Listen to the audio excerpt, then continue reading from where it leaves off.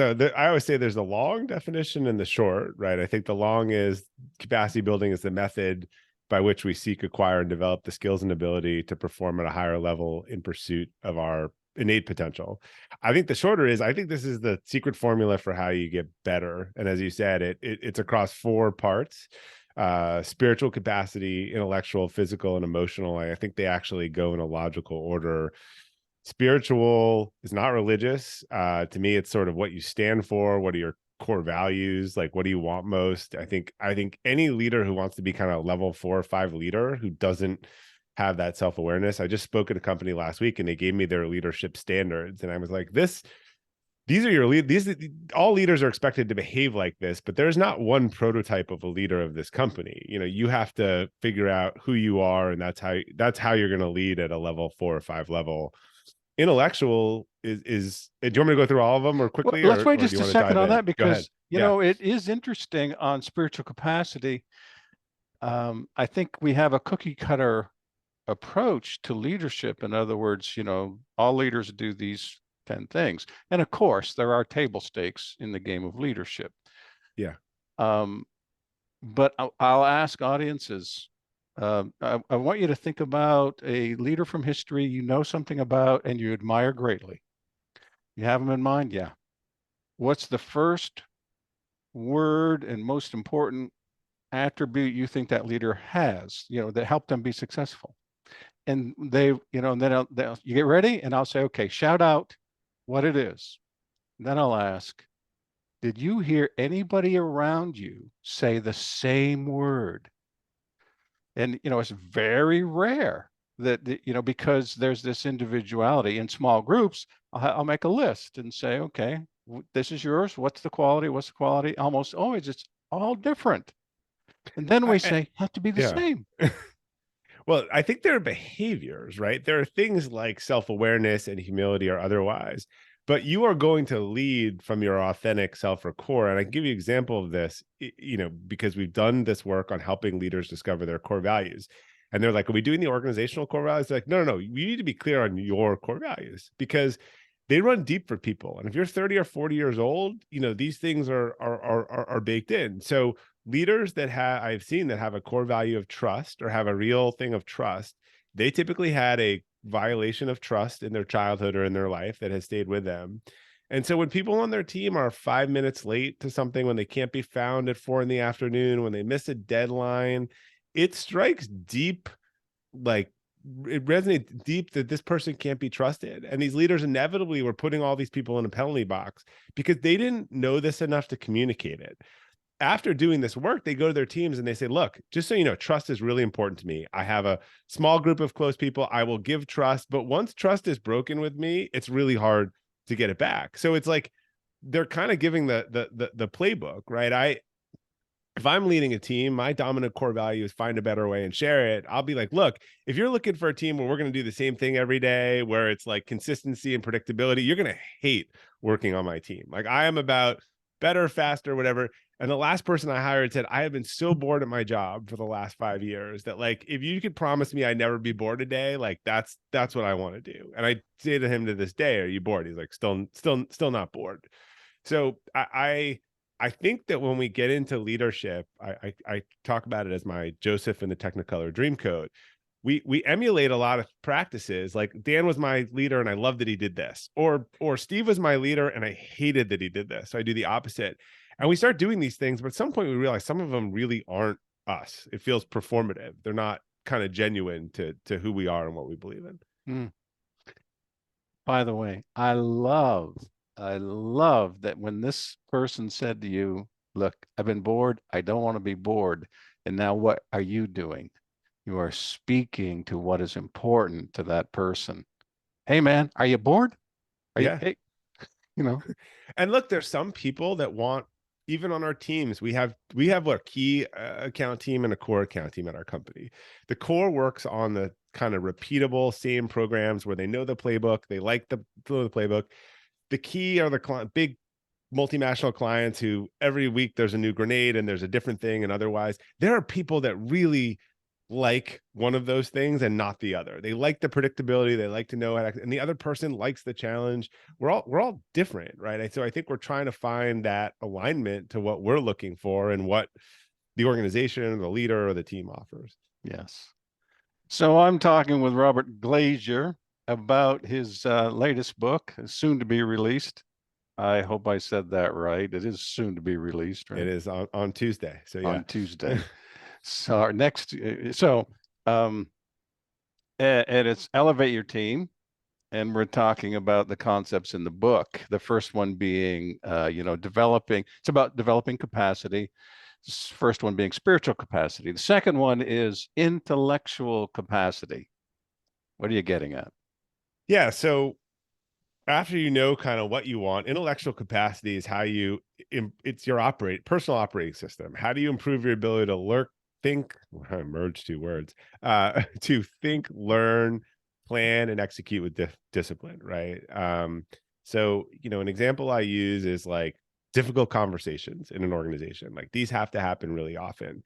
If you don't know how to do it, if you haven't practiced doing it, it can knock you out for a week. You can lose a week of sleep. You can do it horribly. And then but if you've practiced this, if you know how to do it, if it's something that the team has worked on, the cognitive load is less. I think all of these things around behavior, discipline, they're also holistic. So when people get better at a morning routine, when they get better at financial management, when they get better at prioritization and goal setting, these have the same, I think, outcome or input as in their work behavior as it does in their behavior outside of life. You don't wake up really late and cranky and are terrible at prioritization and balancing your checkbook and walk into work and excel at all those things, because you don't even walk into work anymore.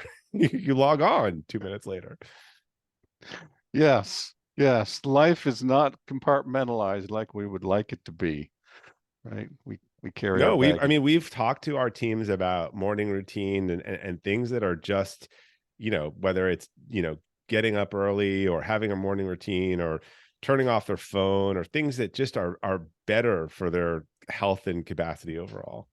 Absolutely. So powerful, Robert. So powerful. There is a sense, I think, of stability in a turbulent world when we have a few rituals, what we do in the morning, what we do before a meeting, what we do at the end of the day. Uh, Yeah, Powerful. people are actually really, they're not missing the traffic, but they're really missing their commute as a separation ritual. I really encourage people to have a virtual commute at 6 o'clock where you shut down your work, you go out for a walk, someone on my team changes her clothes and comes down for dinner to her kids. It signals like that's work mom and now home, now I'm home.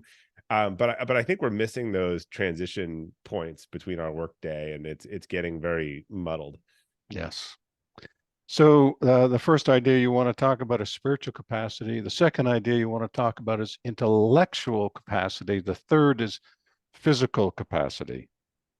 Yeah, and look, I think we understand this one more directly. This is sort of our health, our mental well-being, our physical performance. I think we all could do some history lesson on stress, and stress is a biological reaction where when there is a threat to your life, your system fills with cortisol, your heart races, so that you can literally run away or fight whatever it is. But it was not meant for white collar use, but we are using that biological processy over and over during the day, and it's sort of making us, sick. People need separation. They need boundaries between work and home. And I just think, particularly if you have a remote or virtual team these days, I think the leader needs to model that. So there's a huge difference between saying, hey Dan, I'm going on vacation next week, but text me, call me, email me if you need anything comes up, you know where to reach me, I'm available, right? And then as a leader, I mean, that just sends the signal to the team. Versus, there was a slide I showed to this company 2 weeks ago, they were laughing hysterically. It was actually from a guy who runs a venture fund, and it said, I'm out with my family for the week, I value this time, if it's a real emergency, you can call me or email me at interruptmyvacation@firstround.com. So this is someone who's really, again, saying to their team, like, vacation is a vacation. The other thing that I started doing a couple years ago, I would encourage leaders to do, it's super simple. If you're sending non-urgent emails outside of kind of regular business hours, particularly to people that are below you in the organization, I don't say that pejoratively, but I think that people tend to respond to higher levels in the organization, feel the need to respond. So, if you're an SVP and you're emailing directors or otherwise, choose delayed delivery and have that email show up at the 8 or 9 a.m. the next working day, like particularly on the weekend. People really appreciate it. And I always say, I used to go through hundreds of emails on a Saturday, and then people would respond to me. So now I look like at 8 a.m. Monday morning, I look super productive while I'm still sleeping because all my emails are sending out. That's a side product. But give people that separation. Someone was just telling me this week that they were always checking it was like Pavlovian. They were always checking their email at 11 o'clock from their boss before they went to bed because there was always an email, right? So it just became this cycle. And then you don't have a break, you don't have separation. All the data shows that people with the move to home, people are working more and they've totally lost the kind of separation. And you want people to come to work refreshed and feel like they had a break. We even pay people on vacation. They use some of their wellness reimbursement towards vacation if they don't email or don't call or don't make any communication during their vacation break. That's actually incentivizing the behavior you want, which is twofold. There's a selfish aspect. Go away and have a real break, but also a lot of people design everything to go through them so that they can't do it. Like it actually forces them to figure out how to make it happen without them, which is a better process for everyone. Yep. Love that. I always ask leaders before they go on vacation, okay, how are they going to function without you? Now, when you come back, why do you want to change anything? Why? Yeah. It's funny you say that. I've always found maternity leaves to be really interesting, that like when leaders go on maternity leave and they actually design all the stuff to work when they're out, then they come back and don't take on half of that stuff, right? It actually was a forced function where they're like, look, I don't want to be interrupted in the labor and delivery room, so I'm going to figure out a way to this for this to happen without me. Mm-hmm. Wonderful. So you have spiritual capacity, intellectual capacity, physical capacity, and now, this is a hot word, right? Emotional capacity. Yeah, emotional is the hardest one for a lot of people because the first three are actually the things that we control or tend to be within us. This tends to involve our interactions with other people. I think one of the most important tenets of emotional capacity for an organization is this concept of psychological safety. And we hear the term used a lot. I think a lot of people don't know what it means. My version would say that, Dan, if you and I have developed trust on a one-to-one basis, psychological safety would be you walk into a team or organization and there's kind of an institutional trust already embedded in there where people feel like they can speak up, they can say things, they can give feedback, they can speak truth to power. Just so many more things happen. I mean, one of the things I talked about in the book is like, you want an organization that always looks within when things go wrong or mistakes, not outside on the things they control. I've seen, and I'm sure you've seen, a lot of sales organizations, they never lost a deal that wasn't someone else's fault. It was the client or the this or conspiracy. Like, it's upon leaders to sort of completely eliminate that thinking and culture in the organization. We don't talk about the things that we don't control. We do an after action report. We lose a deal. We call the client. We ask them a couple questions. We have a lot of partners. I just worked with all these companies over the years. Every time they lose a deal, they're like calling us and, hey, you introduced us as partner and we lost the deal. And I'm like, what part of that is my fault? Like, seems like a you problem. Like I introduced you to them. Like we got the services part of it. You lost you should be looking at your team at what went wrong. So I think it's also easier to give feedback. It's easier to share ideas, all of that, if you're able to establish that. And that requires vulnerability and it requires feedback, right? I think those are the two components where people are willing to be vulnerable and share personally, and they're willing to hear feedback from other people. Wonderful. I'd like to get your best thoughts on 3 or 4 topics. Yeah. One would be overcoming self-limiting beliefs. How can now, first of all, if you don't have an inner critic God bless you. Yeah. You know what I mean? I've got a good one. Yeah. Well, Yeah. I'll let you can borrow mine. Right. I'd like to get rid of mine too. So let's talk about, and I shouldn't have, I suppose, maybe dropped this into the self-limiting beliefs, but my inner critic loves that whole thing. And anyway, let's best ideas, thoughts about how can a person overcome self-limiting beliefs? Yeah, I worked with a coach years ago, and he had a process around when people said they couldn't do something, right? And it would just be that you'd write, okay, what are the 5 reasons why you can't do this?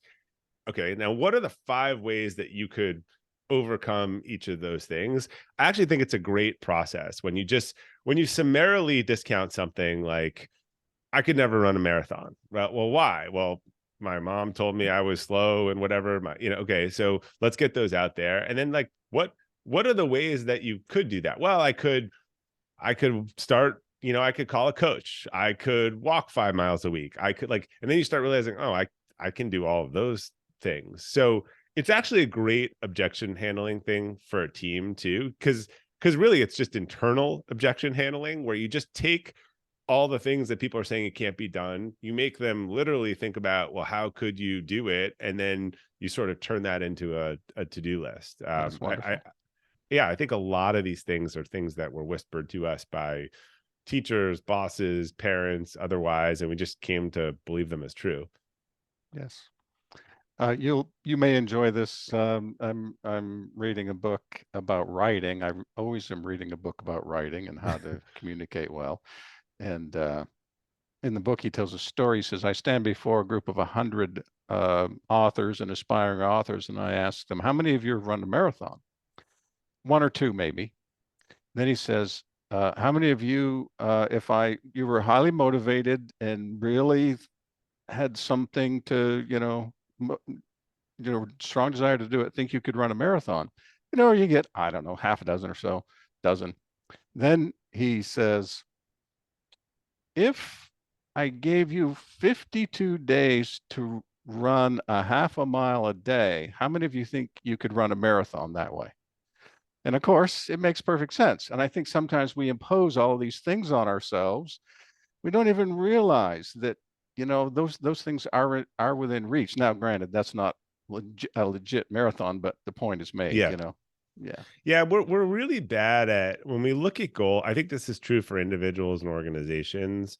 When we look at a really big goal, when you look at I've got to do this thing or climb this mountain, right? And let's assume that you could climb a mountain progressively. Like it's just easier to dig that ditch, do that thing, whatever, than to take the first 100 steps on the mountain, right? And you got to climb that mountain in 3 months, but it's just really big and it's far away. And so we keep doing the easy now stuff when it is exactly switching I always tell everyone, they say, I don't have time to write a book. I'm like, you're lying. Like, because if I go on your Instagram, you're scrolling through 30 minutes a day, and watching what people are eating. So if you took the 30 minutes of scrolling what people are eating and actually wrote 500 words, after a month, you'd have 15,000 words and you'd have a pretty good first draft of a book. So you are choosing to put a priority on activity A over activity B. I know it's really painful to hear it that way, but that's sort of the reality of we're very inaccurate with how we spend our time. We forget the half hours that we did 100 times when that's exactly the difference between a good behavior. You drink 100 sodas a day or you don't drink 100 sodas a day. It's the difference of 10 pounds in a few months. Sorry, if you drink a soda a day for 100 days. How do I establish positive habits? And first of all, Yeah. bad habits are so easy to make. So how do I establish positive ones? So I'm a big fan of BJ Fogg and James Clear's sort of work in this area. I think you increase the resistance for things that you don't want to do, and you decrease the resistance for things that you want to do. Right? He talks about there's a lot of studies are like move the candy dish 6 feet away and you won't eat it. Like don't buy the food and put it in your house the junk food that you don't want to eat. Right? I mean, a lot of these things, but environment matters too. So if you if you don't want to be drinking and your buddies go out drinking 4 days a week, it's going to be really hard to go to the bar and not drink. So in that case, you're using up your willpower. And I think the strategy is to, if you think about emotional capacity, once you know what you want, you probably want to start aligning your energy with people who want the same thing and do the same thing, or otherwise. So it also, they talked about habit stacking, do one thing on top of another. Like I take my floss, which I got yelled at by my dentist this week, and I just put it next to my toothbrush in the morning, so that when I see my toothbrush, I do the floss, it's at the same time. So I anyone with habits, I think, that tries to make a massive change struggles, rather than to try to figure out those 1% changes and then start to see that they actually work and continue with them. Absolutely. Wonderful. Wonderful. Last question has to do with relationships, because you just mentioned, Yeah, the people, what the not saying is, show me your friends, I'll show you your future, which, we don't know or the exactly who five the said that. five people quote, the Jim Rome quote. And Yeah. there's that five people quote. Um, and I'm huge into, how do I build these great relationships? I've never been a relationship person, more of an introvert. I'm my own best company. And so I'm being very intentional about building relationships. What's your advice on building these kinds of rewarding relationships?